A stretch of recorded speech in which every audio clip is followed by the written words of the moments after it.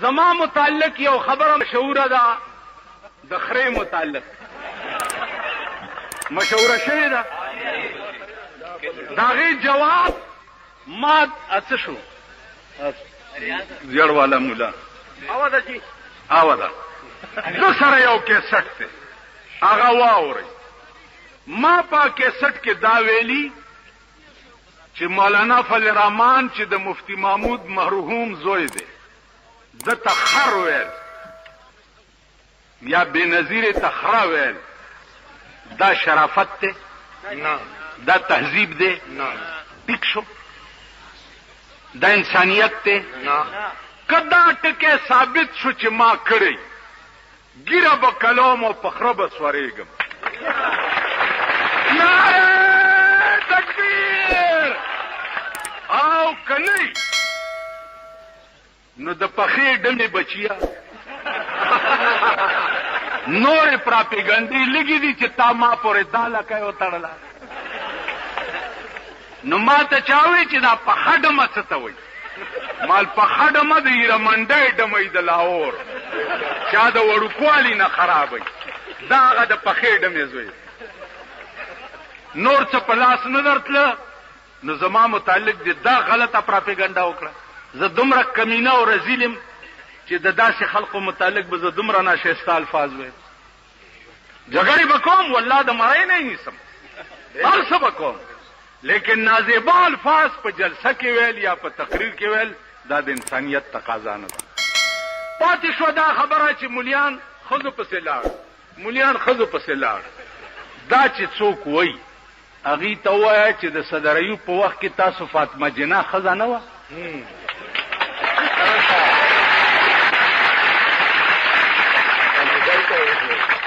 فاطمه جناح ښځه وه که نه د هغې اول سپورټ چا کړی نه نه نه نه نه نه یو منټ صبر ولې قربان شو کړی ټیک شو اول سپورټ یې چا کړی دا تپوس ته وکړئ دویمه ده چې فضل الرحمن ښځې سره ملاقات کړی په دې ملک کې چې ته اوسېږي تاسو په ایمان وئ په دې بنو کې بازار کې 2 لکه ښځې نه ګرځي او زه د دوای په دکان ناست یم خو چې ګورم ښځه رانه نوځي چې ګورم ښځه رانه نوځي چې ګورم ښځه دا چل دی کړي او دا چل به کړي په لاهور کې مې یو خبره کړې وه مال والله د دې ملک علاج ووټ او جمهوریت نه دی د دې ملک علاج د ایران غوندې انقلاب دی 12.5 کروڑه پاکستان دی چې 2 کروڑه مې حلال کړي نه نو دا 2.5 کروڑه د سړي زامن کیږي نه ته پوه شې په خبره 2 کروڑه به حلالو مولیان ښځو سره مرګري شو عزیزانو تاسو په ایمان وای که جماعت اسلامی والا دا خبره کړي دینه دا تاسو که چې تاسو د مشر 2 غنټې په بند کمره کې بنظیر سره ملاقات کړي کنه ها کړي ده کنه وکیله 2 غنټې فضل الرحمن خدا سے ملاقات کولو چې کیمرامینان هم ورته ولاړو د په بند کمرې کې ورسره 2 غنټې ملاقات کړي کنه دیکھو وګورئ کتار سکه خیر دی کتار سکه خیر دی